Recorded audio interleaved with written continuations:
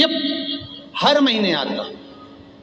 जब आपके हृदय में कभी कोई बात आ जाए कि बाबा आज मेरा मन ये कह रहा है और आपको सुनना है बाबा, आपको स्वीकारना है बाबा, आपको मेरे मन की बात जानना है बाबा, बस हाथ में चंदन लगाया, बेलपत्री का भाग इस तरह से पकड़कर शिव जी से अपने हृदय की बात कहकर, मेरे देवाधिदेव महादेव से दिल से कहकर, अशोक सुंदरी वाली जो जगह होती है, आपको बताया है अशोक सुंदरी का जो स्थान होता है, ये शिवलिंग या अशोक सुंदरी की जगह, इस बेलपत्र को अशोक सुंदरी वाली जगह पर जहाँ शिवलिंग है, शिवलिंग की साइड पर पहले नंबर की पत्ती का मुख होना चाहिए, बस उसको रख दीजिए और उस पर थोड़ी देर हाथ रखकर अपने हृदय की बात मेरे महादेव को दिल से कहकर आ जाइए।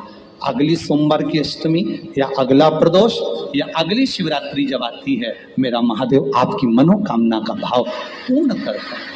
ये शिव तत्व है। एक बात अपने जीवन में उतार कर रखिएगा, सोमवार की अष्टमी, शिवरात्रि या सोमवार, प्रदोष, बन सके तुम्हारे पास में शिवालय हो या बेलपत्री का वृक्ष हो, वहां दीप दान अवश्य करना चाहिए। अब एक बात का स्मरण आपको रहे थोड़ा सा, अगर किसी कामना के वश अगर हम दीप लगा रहे हैं या हमारे मन में कोई भाव उत्पन्न है और हम बाबा से कहना चाहते हैं कि बाबा मेरा ये कार्य है आप पूर्ण करिएगा, तो फिर शिव मंदिर में भी लंबी बाती का दीप आप प्रदोष या सोमवार की अष्टमी या सोमवार या आप शिवरात्रि को बाबा से निवेदन कर कर लगा सकते। हाँ, विशेष जब कोई एक बहुत बड़ी बात हो और आपके कार्य में कहीं अटकल हो रही हो, तो एक ही दीप में दो बाती, शिव और शक्ति, लंबी बाती बनाई, शिव और शक्ति के नाम से दो बाती एक साथ एक दीप में भी लगा सकते हैं। पर कब? जब विशेष कोई आपका कार्य हो और वो अटक रहा हो, विशेष कोई कार्य, और आप बाबा से प्रार्थना कर रहे हो, तो दो बाती का भी प्रयोग आप कर सकते हो। ऐसे शिव तत्व। शंकर भगवान को धतूरा कब चढ़ाना चाहिए उसका विशेष ध्यान रखें। जैसे शिवरात्रि है, प्रदोष है, या सोमवार है, या कोई विशेष आपका उत्सव है, तो आप शिव जी को धतूरा चढ़ा सकते हैं। या विशेष कोई बीमारी ऐसी लग गई है या विशेष कोई तकलीफ ऐसी हो गई है जिसका निवारण नहीं हो रहा, तो आप धतूरा चढ़ा सकते। धतूरा चढ़ाने का भी एक क्रम है। हल्दी में भिंगोकर धतूरा चढ़ाया जाता है लक्ष्मी के लिए। चंदन में भिंगोकर धतूरा चढ़ाया जाता है आयु की वृद्धि के लिए। अबीर एक सफेद कलर का बॉर्डर होता है। अबीर गुलाल जो होती है, गुलाल में अबीर डलता है, चमकदार, आपने देखा होगा अबीर। तो अबीर में धतूरा जो डुबोकर चढ़ाया जाता है, अबीर को लगाकर चढ़ाया जाता है, वो रोग मुक्ति का होता है। काय के लिए होता है वो? रोग मुक्ति। ओम श्री शिवाय नमस्तुभ्यम, ओम श्री शिवाय नमस्तुभ्यम, रोग की मुक्ति। धतूरे का भी एक स्मरण होता है महाराज। बहुत भारी रोग है, बीमारी लग गई है, डॉक्टर अपना काम कर रहे हैं, घर का व्यक्ति बहुत बीमार हालत में पड़ा हुआ है, तो बेलपत्री के वृक्ष के नीचे भी शिवलिंग का निर्माण कर कर एक धतूरा समर्पित करा जाता है, जिससे रोग से मुक्ति होती है। उसमें ना तो हल्दी लगाई जाती है, ना चंदन लगाया जाता है, ना अबीर लगाया जाता है, केवल धतूरा चढ़ाया जाता है। जिसके जीवन में हमेशा कांटे ही मिले हैं, बेटी बड़ी हुई तो घर में मायके में दुख देखा, और मायके से गई ससुराल में तो ससुराल में दुख देखा, ससुराल में भी दुख देखने के बाद में भी पति को बहुत कुछ काम खुलवाया, बहुत धंधे खुलवाए, नौकरी लगवाई, पर वो पति बार बार छोड़ कर आ गया, बार बार तकलीफ भोग रहा है, बार बार कष्ट भोग रहा है। फिर थोड़े दिन काम करता है, थोड़े दिन छूट जाता है, फिर व्यापार में बढ़ता है, फिर छूट जाता है, फिर कोई दुकान खुल गई, थोड़े दिन अच्छी चली, फिर वापस वहीं घर पर आकर बैठ गया। अर्थात उसके जीवन में वो शूलता चल रही है। तो बाबा देवाधिदेव महादेव कहते हैं, ये 3 घड़ी 3 पल 3 नक्षत्र 3 समय 3 दिन में जो शूल मुझे समर्पित करता है, उसके जीवन से मैं शूल हटा देता हूं। वो 3 दिन लिखे स्कंद पुराण में।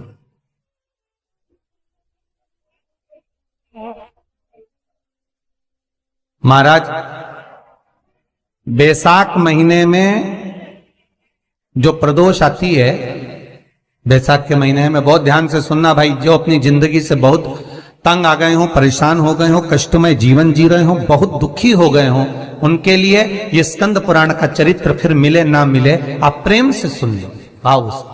पहला, बैसाख महीने की प्रदोष,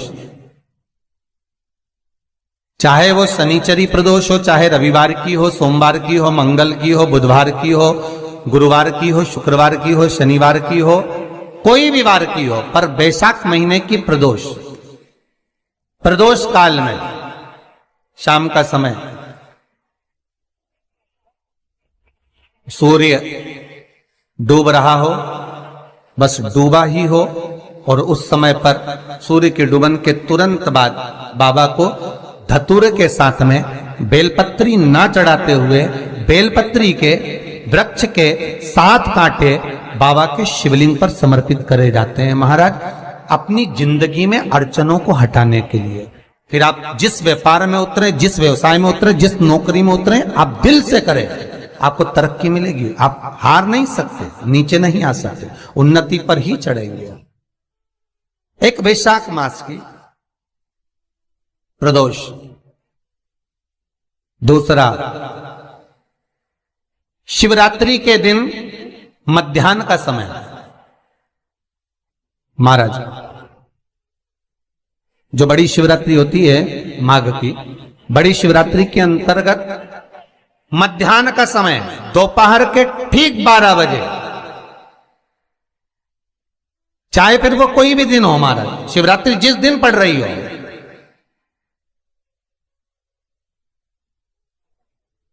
उस दिन भी धतूरे के साथ बाबा को 7 कांटे बेलपत्री के वृक्ष के समर्पित होते हैं महाराज। इसमें आप ये वाले जो कांटे हैं, जो शिवरात्रि के दोपहर 12 बजे वाले हैं, अगर कोई मदिरा पीने वाला हो, व्यसन में डूबने वाला हो, कोई जुआ खेलने वाला हो, कोई गलत वैश्यावृत्ति करने वाला, या अपने मार्ग से विचलित कोई व्यक्ति है, उसके लिए भी ये कांटे बहुत काम आते हैं महाराज।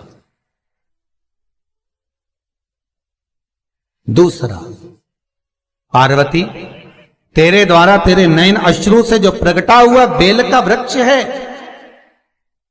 द्वितीय शूल मैं वहां धारण करता हूं, तृतीय शूल, तीसरा शूल जो वर्णन करा गया महाराज। भगवान श्रावण के महीने में जो भी दूसरा सोमवार पड़े, जो भी पड़े, श्रावण के महीने का जो दूसरा सोमवार होता है, उस दूसरे सोमवार में रात्रि के समय पर, अर्थात शास्त्र अब घड़ी और पल का स्मरण करेंगे तो रात्रि के बजेंगे 10 से 12 बजे महाराज, 10 से 12 के बीच में धतूरे के साथ बाबा को शूल समर्पित होता है महाराज। ये भी हमारी बाधाओं को, हमारी तकलीफों को, व्यापार व्यवसाय के लिए, नौकरी सर्विस के लिए, बहुत सारे एग्जाम में आप बैठ लिए, गवर्नमेंट एग्जाम के लिए बैठ लिए, नहीं हो रहा, ये 3 बार मेरे शंकर को बेलपत्री के वृक्ष के शूल समर्पित होते हैं, उसका आनंद पाना और उससे अपने को सुख प्राप्त करना।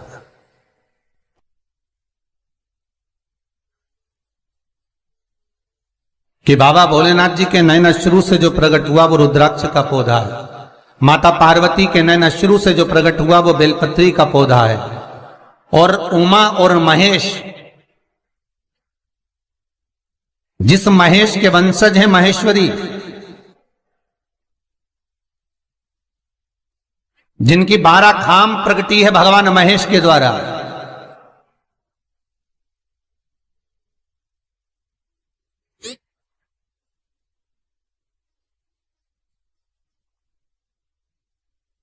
वो महेश और उमा, उमा और महेश का जो चरित्र है कि उमा और महेश का जब प्रागट्य हुआ, उमा और महेश जब दोनों आनंद में विभोर होकर जब चलते हैं और दोनों के बैठने से तप मुद्रा से जो पौधा उत्पन्न होता है वो शमी का पौधा है।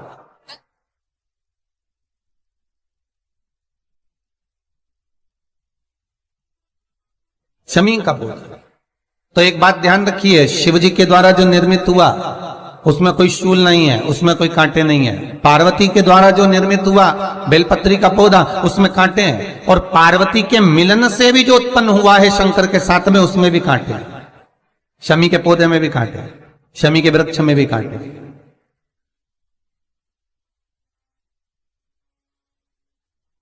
तो पार्वती जी स्कंद पुराण में प्रश्न कर रही हैं भोलेनाथ जी से कि प्रभु मुझे ये बताओ कि आपके द्वारा जो निर्मित हुआ उसमें शूलता नहीं है, पर मेरे द्वारा जो निर्मित हुआ उसमें शूल क्यों आया है, उसमें कांटा क्यों आया है? थोड़ा सा माताओं, मेरी जीजियों, आपको थोड़ा बुरा तो लगेगा इस प्रसंग को सुनकर, पर लग जाए, पर आज कथा निकली है तो सुन लो है कि शिवजी जिस रुद्राक्ष को उत्पन्न कर रहे हैं उसमें शूलता नहीं है, पर पार्वती जी जो संग में मिली हैं उसमें भी शूलता है, और पार्वती के द्वारा जो प्रकट हुआ बेलपत्र उसमें भी शूलता है। तो भगवान महादेव बोलते हैं, पार्वती मैं तुझे कुछ कहूं और कहने पर तुझे तेरे हृदय में कोई बात चुभे, शूल लगे तो मुझे ठीक नहीं लगेगा। नहीं नहीं नहीं, आप कहिए प्रभु, मैं सुनने के लिए तैयार हूं, आप तो बोलो कि कारण क्या है।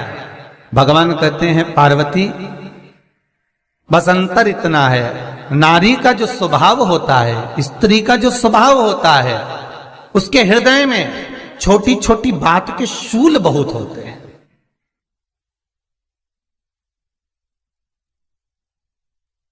जेठानी ने ये कह दिया, देवरानी ने ये कह दिया, तुम्हारी मम्मी ये बोल दी, तुम्हारे पापा ने ये कह दिया, तुम्हारी बहनों ने ये कह दिया, तुम्हारे भाई ने ये कह दिया, तुम्हारे रिश्तेदार ने ये बोल दिया। ये नारी के भीतर ये शूलता रहती है। तो पार्वती जी बोली कि जितना तप आपने करा उतना तप मैंने करा, और जितनी साधना आपने करी उतनी साधना मैंने करी, और जितना आराधना दिल से आपने करी उतनी आराधना दिल से मैंने करी, फिर इसमें शूलता कहां से आ गई? भगवान शिव बोले, बस पार्वती बात इतनी सी है कि जब मैं आराधना करने बैठता हूं तो मेरी दृष्टि में सम्मुख में कुछ नहीं होता। जब मैं आराधना करने बैठता हूं तो मेरी दृष्टि में, मेरे सम्मुख में कुछ नहीं होता कि कौन ने क्या करा है, कौन ने क्या बोला है, कौन क्या कर रहा है, उससे मुझे मतलब नहीं होता, उससे मुझे कोई मतलब नहीं। पर पार्वती जब तू आराधना करने भी बैठती है ना, तो तेरी चित्त वृत्ति में कहीं ना कहीं किसी ना किसी रूप में कोई शूल आ ही जाता है।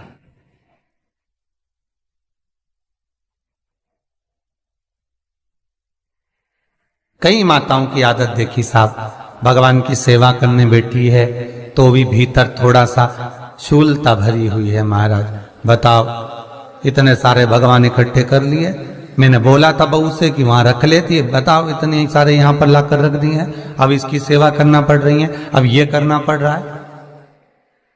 प्रसाद लेने के लिए रसोई घर में गई, भगवान का भोग लगाने के लिए, तो उसमें भी शूलता आ गई।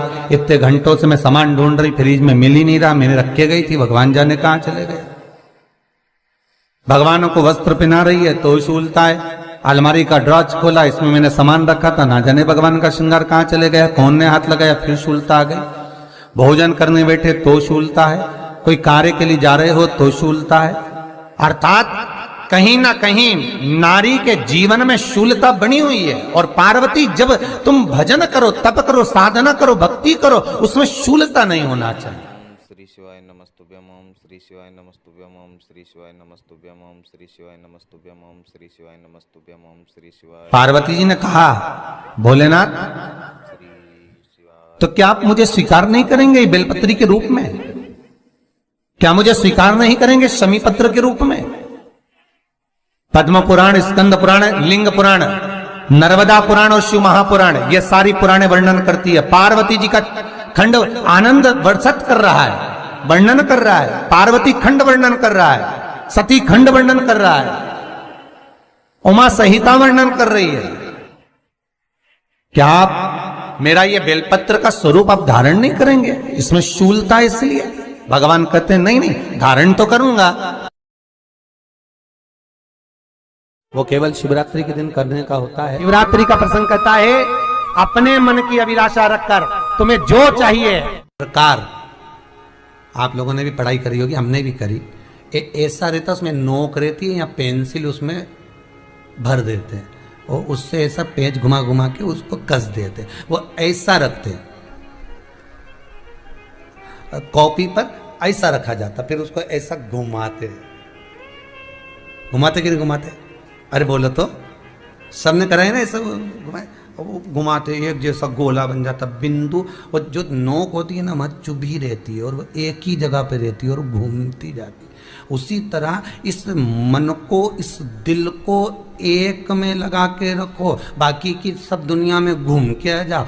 दिल एक में लगा कर बैठ गए, चित्त एक में लगा कर बैठ गए तो सृष्टि में कहीं पर भी घूम कर आओगे, परमात्मा उस जगह पर हाजिर मिल जाएगा। पर स्थान मत छोड़ना, जगह चित्त वृत्ति ना छूटी जाए, भगवान का भजन ना छूटे, उसका स्मरण ना छूटे। ये वस्तुएं, ये सामान, ये सामग्री, ये दौलत, ये सत्ता सब जाने वाली। जहां बैठे हो उस मन को वहां लगाना। हम तो यहां तक कहते हैं, यहां तक कहते हैं होटल में जाओ तो दिल होटल में लगा लो, होटल में जाओ तो दिल होटल में लगाओ, खाने में लगाओ, बफेट में जाओ तो बफेट में लगाओ, शादी में जाओ तो थोड़ा रिश्तेदारों में लगाओ, और अगर सत्संग में आओ तो मेरे भोलेनाथ में लगाओ। दिल लगाना ना भूलिएगा। परमात्मा को थोड़ा समय जितना दे रहे हो, 3 घंटा, 2 घंटा, 2.5 घंटा, 1 घंटा, आधा घंटा, जितना हम भगवान को देना उतनी देर भगवान में चित्त होना चाहिए, उतनी देर भगवान में मन लगाना चाहिए। पर ना जाने दुनिया के लोग कहां चले गए, वह मोबाइल ने सब हटा दिया। हर 15 मिनट में ऐसी याद आए ना व्हाट्सअप खोल के बैठ जाए। आप इस त्रिपुंड 3 रेखा का दर्शन भगवान विष्णु के मस्तक पर भी कर सकते हैं। आप ये 3 रेखा का दर्शन स्वयं ब्रह्मा के मस्तक पर भी कर सकते हैं। आप ये 3 रेखा का दर्शन स्वयं भगवान कृष्ण के मस्तक पर भी कर सकते हैं, श्री जी बाबा के मस्तक पर भी कर सकते हैं इस त्रिपुंड का दर्शन। बस अंतर इतना है, शिव जो त्रिपुंड लगाए हैं वो आड़ा है। तिरुमाला में जो तिरुपति बाबा का अपन दर्शन करते हैं, जो त्रिपुंड लगाए हैं वो खड़ा है, 2 सफेद बीच में लाल। मेरे श्री जी बाबा ने भी अपने मस्तक पर त्रिपुंड धारण कर रखा। मेरे श्री जी बाबा ने भी अपने मस्तक पर त्रिपुंड धारण करा है और बाद में एक कुंकू की रौली की एक तिलक को धारण कर रखा। तो वो त्रिपुंड का जो दर्शन हो रहा है, सोने की 3 रेखाओं का जो दर्शन हो रहा है वो आप करेंगे। वो सोने की जो 3 रेखाएं उसका जो दर्शन हो रहा है वो आप कर सकते।